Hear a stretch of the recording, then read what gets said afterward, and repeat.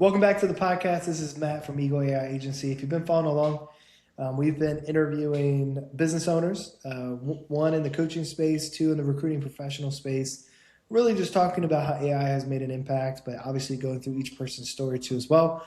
I have Shaya on the call. Shaya, if you can, introduce your business, and then we'll go right into the questions. Sure. So I'm a life coach. I've been a life coach for about 12, 15 years now, a long time. I also teach. And actually got into coaching because I realized that a lot of my students needed coaching. They got the information, they knew that had the knowledge, but they didn't have the confidence, they didn't have the stick-to-itiveness.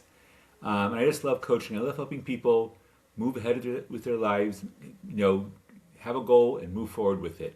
So that's what I've been doing a lot with coaching lately. What was your career before you started coaching? A teacher.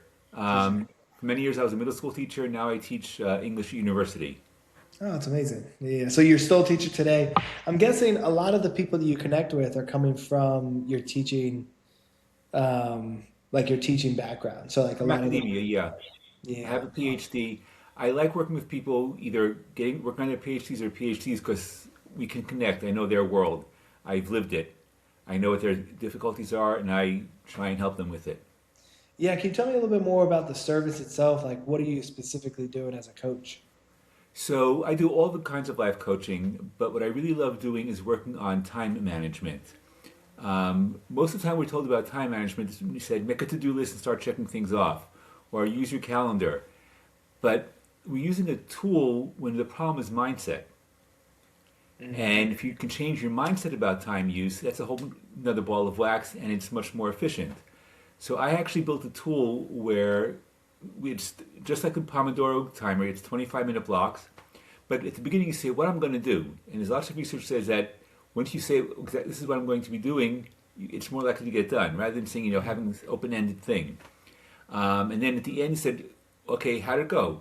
What worked and what didn't work. And once you have that data, you can work with it and you can help you can move yourself forward because there's nothing left to, what's going on in the cloud, what's going on, this is what happened. Did it work? Didn't it work? And how can we move forward? So I really love working with that. It gives people real data that they can work with. And you built an app for that? No, it's just a spreadsheet, a Google Doc. Nice. Yeah. So it's like a system that they have for being able to Yeah. do that. And I know that we were talking about before, but it was for their dissertation or for their PhD Yeah. last project. Is that mainly what you're helping people with? Yeah. I Yeah. like, yeah, just getting through school, and the problem with the dissertation is you finish all your coursework, now you're on your own. Go Yeah. do it. Yeah. What have you seen as like the main reason people don't get it done? Like what's the main cause of it? Um, Call it procrastination, call it not having a good framework, not knowing what the next steps are. They know the next steps basically, just sitting down and getting it done. And Yeah. life gets in the way. And you have to schedule it and you have to figure out if I've stuck to the schedule and how to move forward with it. Yeah. So it's kind of like habit building, but also being able to understand yourself and like what makes you the most productive as possibly be. Yeah. Yeah. Outside of the productivity side, what other type of coaching do you have within your business? I do a lot of financial coaching. I don't give financial advice. I'm not going to tell people where they should be investing. But so many people have trouble getting to the end of the month. As they say, there's more month than paycheck. And a little bit of budgeting, and again, it's habits. It's a question of changing your habits, figuring out what's working, what's not working, and helping people stick to their goals and get through to their goals. Yeah, absolutely. And so talking about the business side of it, right? How long have you had your business? About 15 years now. 15 years. And were you a little nervous of starting your own business and getting it rolling? Or I seemed like your pipeline was already coming into that arena already. It is. I always consider it a struggle to get enough clients. Oh, It's one of yeah. those things.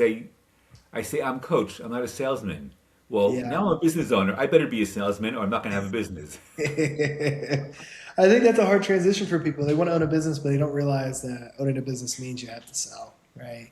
Yeah. Um, walk me through like when you first started till now, right? Some of the strategy you've taken to increase your pipeline, some like ways that you've tried to make sure that you can get to the point where you feel like pipeline's pretty good. Or are you still like trying to figure out new ways to be able to build pipeline? I am always trying to figure out new ways to build the pipeline. Yeah. Lately, it's been a lot of Instagram and LinkedIn, Hmm.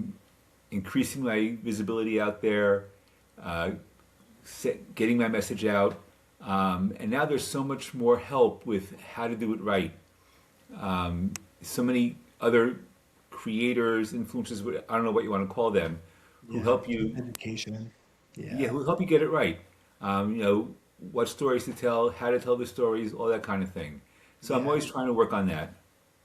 Yeah, you kind of have to reverse engineer what the user wants when it comes to a story, right? You want to tell them like, "Hey, I can do all this for you," but really it's just a hook. What's the hook? What's the body? What's the CTA? You know, Hmm. because people are just they're watching you for about 10 seconds, and you have 10 seconds to really talk about what you have, right? I think 10 So it's, seconds is generous. yeah, it really is generous. Oh, that's awesome. And so I always talk a little bit more granular business, right? So like CRMs, technologies, things that you're using.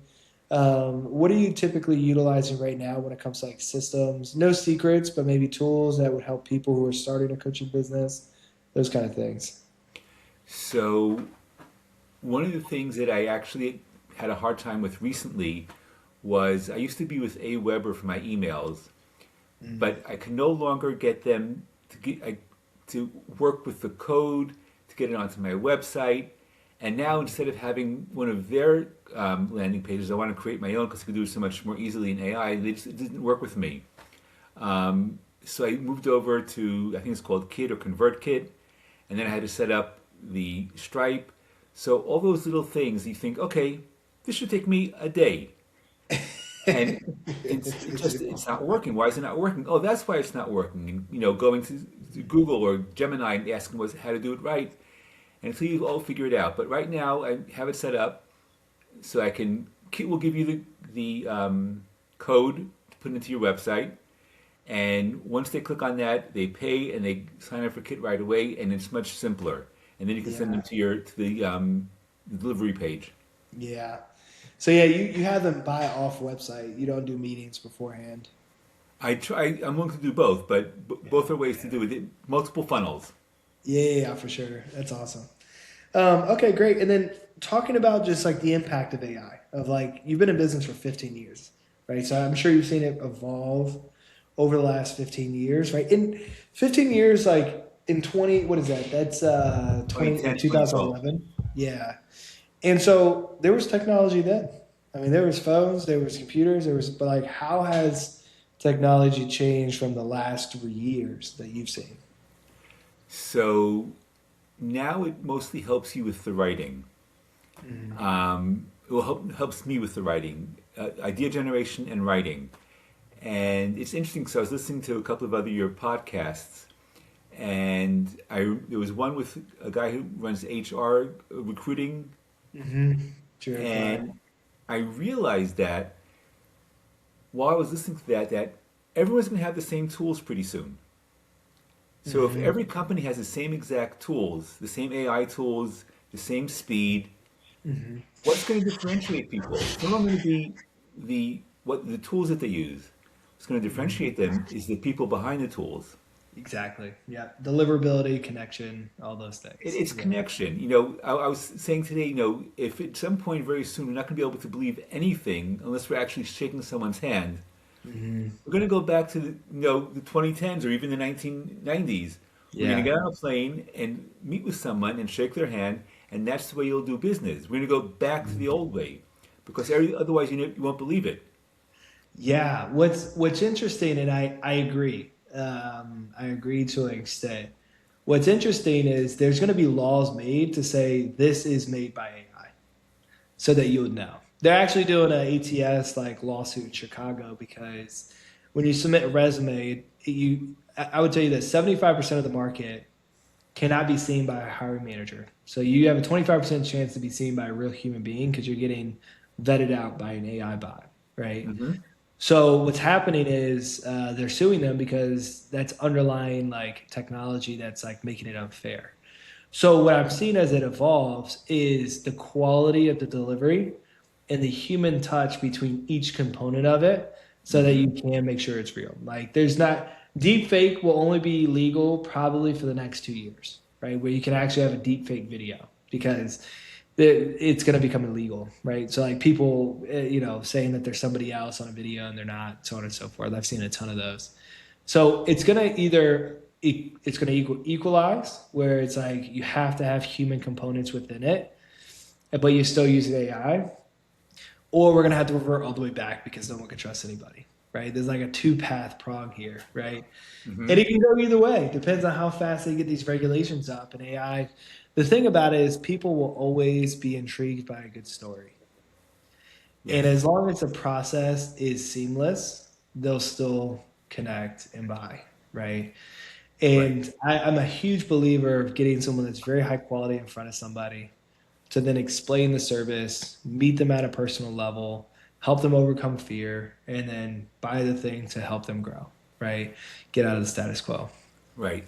And also in everyone's company, when they're going to all have the AI, but they're going to have to train their people well to have Yes. that human touch. And that's Yeah. where coaching can come in to help people in a world where, especially, I don't know if especially, kids are growing up these days and kids are great. I work with kids all the time. I've worked with kids for years and years. Kids and the next generation is wonderful, but they have changed. That I will admit. And they may need some extra help in how to give that personal touch. Maybe they Yeah. spend too much time in front of a screen. So that's where coaching can really come in and help people get that touch, get that human touch, so that the customer is going to buy from your company instead of somebody else. Yeah, absolutely. 100%. I think what AI is going to expose is any mediocrity of people doing redundancy work and just coasting through jobs. Hmm. Right? I think AI is going to expose that right tremendously, right? So I think that's the approach. I'm a big optimist of AI, where I'm a enthusiast saying that it's going to increase the human experience, but Hmm. only if you adopt today, because in 2 years you're going to be completely lost. So I just talked to a consultant this morning. I said, my heart really is to help people train in AI. Just like, how people had computers and then somebody would train you in the computer, all the simplicities of the computer. So then you understood that now I got to hand this off to someone more professional because it's out of my scope. No one's teaching AI from, hey, this is what it is. This is how it connects. These are the buttons you push. This is how it works. And then they get to a point where it's big enough and they have an ecosystem of AI where they can be like, okay, I'm going to raise my hand. I need someone who's like a computer savvy or an engineer to come in and like create the next connective tissue to do this thing that I want it to do. Right. And so I find that to be a huge gap in the market. And there's too many people. I would say the 20-year-olds, the 27-year-olds that are starting AI businesses that are just juicing the price.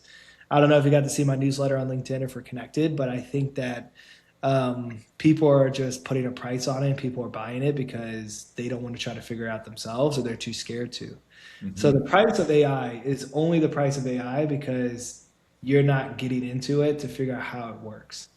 And it's moving so fast that the computer was like, you would sit there for a year trying to figure that computer out, but AI evolves in weeks, right? So it's just like, how do I get the basics so that I know that I don't have to pay for this, but I do have to pay for X, right?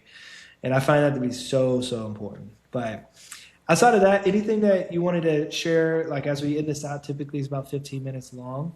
Anything that you wanted to end it out, or maybe a way to be able to connect with you if people are interested, and maybe a little bit more of a description of the business, of the type of people you want to work with too. I think that'll help. And then we'll close this thing out. So again, I work with a lot of professionals, and I work with a lot of students, college students, graduate students, and academics.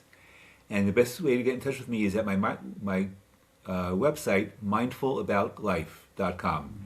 Because when you're mindful about life, life is better. Amen. I love the work that you're doing too. I remember doing my capstone in college. It was not easy.